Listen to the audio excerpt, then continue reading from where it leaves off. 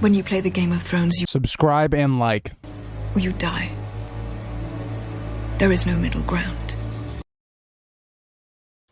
Alright, hello YouTube and welcome back to the Grease Goblin YouTube channel. In today's video, we're going to be talking about why didn't Aerys or the Mad King let Cersei and Rhaegar be married? Why did he not allow that? And kind of talking about what his thought process was behind that decision. But before we get into the video, if you guys like to like, subscribe, and comment, please do it. Help share and grow your appeal and might like this content as well. And also, if you guys like to follow the Twitter and Instagram, please do. I've been uploading on those as well. If you guys want to see more of my personal life, or if you guys just want to get in contact with me on video ideas or questions about things. So yeah, let's get into the video. But the Mad King not allowing Cersei and Rhaegar to marry has always been a puzzling decision for me, because it's something that not only continues to break the friendship and or like partnership of Aerys and Tywin, it's something that logically just doesn't make much sense, from the fact that it would have basically tied one of the biggest powers to your, own house. Because the thing is, right, on the face value of it, the Mad King's like, hey, we want to keep the bloodlines pure and we don't, wed servants. Very kind of almost Hitler mindset, where it's like we got to keep the Aryan race or the pure, all that stuff. Not great thinking. And the weirdest thing is, so he sends Stannis, Robert, and Renly's parents to go find this person, right, that Rhaegar can marry, someone that is like Valyrian blood and all that stuff, and they don't really find anyone. Okay, so they come back, they get killed, but they don't find anyone. Then Aerys decides, okay, it's fine if Rhaegar and Elia marry. Like, what? So you're telling me you turned down Cersei to Rhaegar, and I mean, realistically, Cersei looks a lot more like a Targaryen than the Dornish. The Dornish are the complete opposite of the Targaryens. They look completely different, right? It's like if you took someone who was like darker skinned, all right, and then you married them to like the palest person on the planet. Like, that's the vast difference. And we just got done talking about how Aerys is like Hitler, but in A Song of Ice and Fire.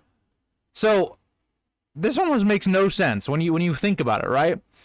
And what makes even less sense is the Lannisters are more powerful than the Dornish at this point.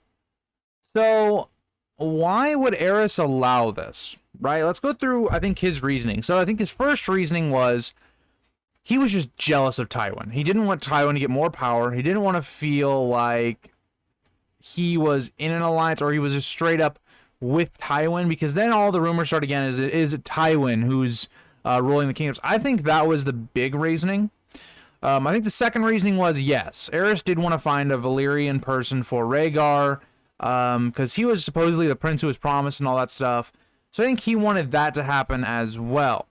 Now, besides that fact as well, I think Aerys may have been thinking, okay, well, I already have the Lannisters as people that are loyal to me and stuff like that. Why make an alliance or a marriage alliance for one of the most important people in the entire country, Rhaegar, when I could get an actual new alliance and new people to back the crown, with that being the Dornish, and basically tie up another alliance there. So I think the Mad King at this point is thinking, okay, well, I have the Dornish and the Lannisters in my pocket. The Tyrells at this point are probably in his pocket. So he's thinking, okay, I have a pretty strong group of 4 kingdoms at the moment. If you look at the other things that were going on right now, right?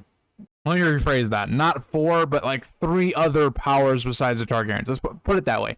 But in the other parts of the kingdom, you had the North, who was, kind of moving and having southern ambitions, marrying into not only, they're trying to marry into the Starks or not the Starks, they're trying to marry into the Baratheons and the Tullys. And then you also saw the Tullys trying to marry into the Arryns and all that stuff. So there was a lot of things going on at this point, right? So a lot of things going on, because we had this almost northern alliance against kind of the southern alliance. That's how I would look at it, right? And it gives me very much like World War I vibes when you look at how things went. It was like, okay, if one of us gets attacked, we all get attacked. And then that's kind of what ended up starting World War I. That's kind of how the build-up to Robert's Rebellion kind of is, except the Mad King is mad and just stokes the fire and makes the worst decisions possible. And I made a video on that. Like, how did, the Targaryens lose Robert's Rebellion when realistically they should have won it very quickly, but they allowed it to fester, and, well, we saw what happened. But that is kind of my reasoning for why the Mad King decided not to let Cersei and Rhaegar marry, even though it would have been a very good marriage. Well, actually, I do think it would have been a good marriage, even for Cersei, because Cersei was in love with Rhaegar. That's the person she wanted to marry. And I think Rhaegar would never have been like Robert, where he would have like abused her and just not loved her at all and was still kind of, with Lyanna. I think Rhaegar genuinely would have tried to be a good husband to her. And I think Cersei became that awful person more when she was with Robert, right? Because I think she was trying to be a good wife with Robert and it just fell apart. Even though Cersei was kind of not a great person up to that point either way. But that is kind of my video. So let me know what your guys' thoughts are on this. What do you guys think about the Mad King's decision making when it comes to Cersei and Rhaegar? And do you think that, him actually marrying Rhaegar to Elia made more sense at the time or not? Because I do think there's a lot of people Rhaegar could have been married to. And I think Elia is one of the weirder ones. When you look at alliances wise, like you could have gone in other directions with that.